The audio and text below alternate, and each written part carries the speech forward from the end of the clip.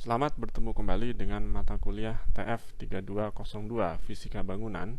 Pada segmen kelima dari minggu kelima ini, kita akan membahas tentang sistem tata udara bagian pertama. Di dalam sistem tata udara terdapat dua siklus yang penting, yaitu siklus refrigerasi serta siklus pengolahan udara itu sendiri. Pada siklus pengolahan udara, udara dingin yang keluar dari evaporator atau di dalam skema ini digambarkan dengan titik 4 itu akan dicatu atau disuplai ke dalam ruang yang akan dikondisikan atau didinginkan, yaitu digambarkan dengan titik 2 pada skema ini.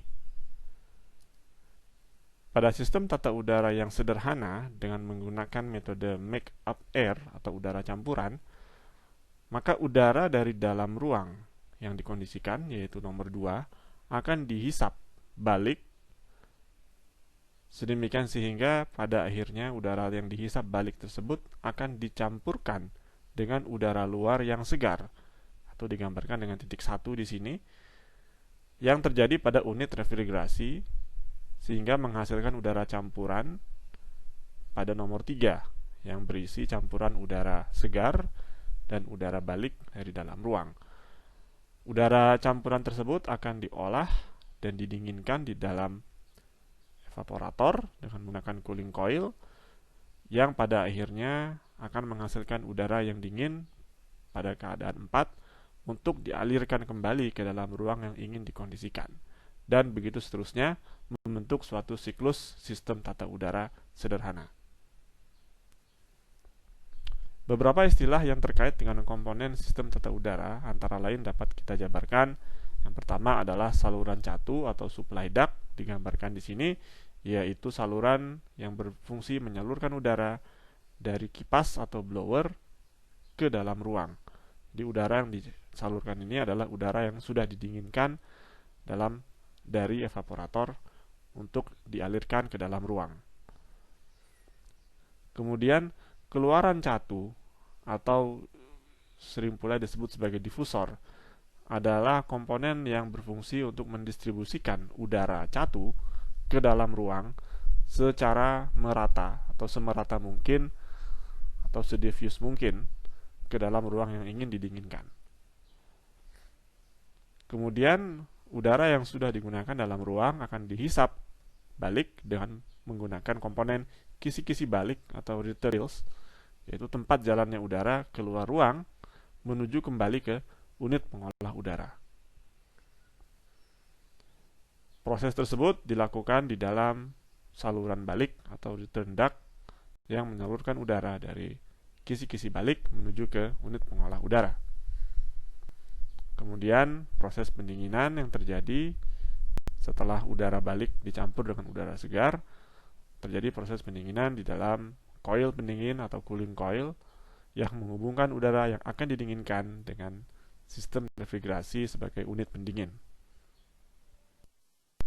Setiap keadaan yang terjadi di dalam siklus tata udara dapat pula kita gambarkan pada karta psikrometrik yang telah kita kenal dengan memperhatikan titik-titik yang penting yang dilewati oleh udara selama proses pengolahan atau tata udara. Misalnya, pada saat udara segar di luar ruang belum dicampurkan dengan udara dari dalam ruang, maka keadaan yang terbentuk dari udara tersebut adalah keadaan 1 dengan temperatur bola kering sebesar T1 serta entalpi sebesar H1, di mana T1 pada umumnya adalah lebih besar dibandingkan dengan temperatur pada keadaan-keadaan yang lain. Kemudian ketika udara telah dihisap balik dari dalam ruang, maka ia memiliki keadaan 2 dengan temperatur T2 dan entalpi H2. Kemudian ketika udara pada keadaan 2 dicampurkan dengan udara segar pada keadaan 1, maka terjadi keadaan campuran atau keadaan 3 dengan temperatur T3 yang ada di antara T1 dan T2 serta entalpi H3 di antara H1 dan H2. Kemudian udara akan didinginkan di dalam cooling coil sehingga temperaturnya menurun menjadi T4 yang pada umumnya disesuaikan dengan set point yang diinginkan, serta entalpi sebesar H4.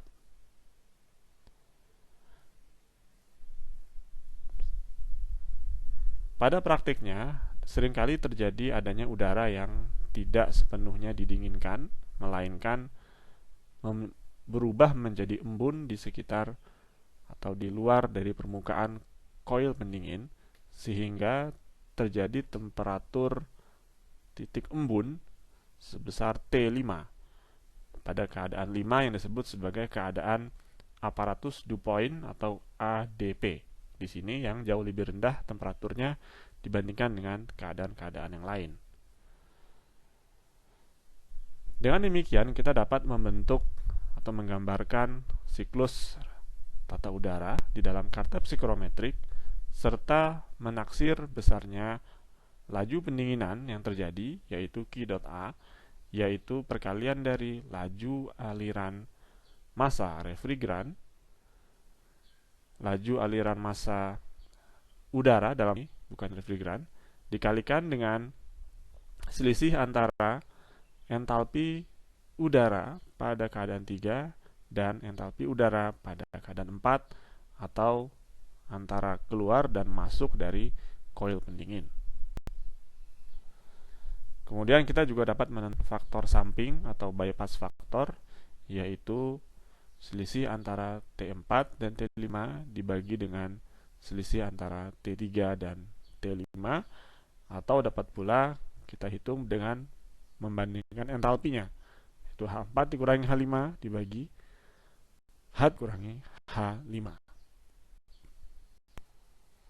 Laju aliran massa udara dalam saluran udara dapat kita perkirakan dengan persamaan berikut, di mana M.A atau laju aliran massa udara adalah perkalian dari massa jenis udara ρA dengan debit aliran udara V.A, di mana debit aliran udara V.A tersebut dapat kita jabarkan pula sebagai perkalian antara luas penampang saluran udara dengan kecepatan aliran udara yang melewatinya. Kemudian kalau kita bagi dengan VA atau volume jenis yang dapat kita baca pada karta psikometrik, maka kita dapat pula menentukan besarnya laju aliran massa udara M.A. Kemudian berdasarkan fenomena pencampuran udara antara keadaan 1 dan keadaan 2, kita dapat menentukan laju aliran massa campuran M.3, yaitu jumlah dari M.1 dan M.2. Kemudian berdasarkan prinsip konservasi energi, kita dapat pula menjabarkan M.3 dikali H3 atau entalpi keadaan 3, jumlahnya harus sama dengan M.1 H1 ditambah dengan M.2 H2, di mana besarnya M.1 dan M.2 telah diketahui sebelumnya, serta H1 dan H2 dapat dibaca pada karta psikometrik, sehingga nilai H3 di sini dapat ditentukan sebagai perbandingan dari M.1 H1 ditambah M.2 H2 dibagi dengan M.3 atau M.1 ditambah M.2, sehingga dapat kita gambarkan pula posisi dari titik 3 pada karta psikometrik itu berada di antara H1 dan H2 pada garis lurus yang menghubungkan antara titik 1 dan titik 2.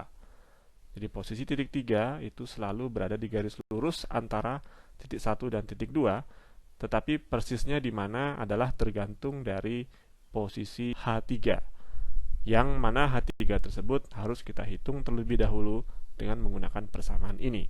Jadi setelah persamaan ini dipecahkan, maka posisi H3 kemudian dapat kita tentukan.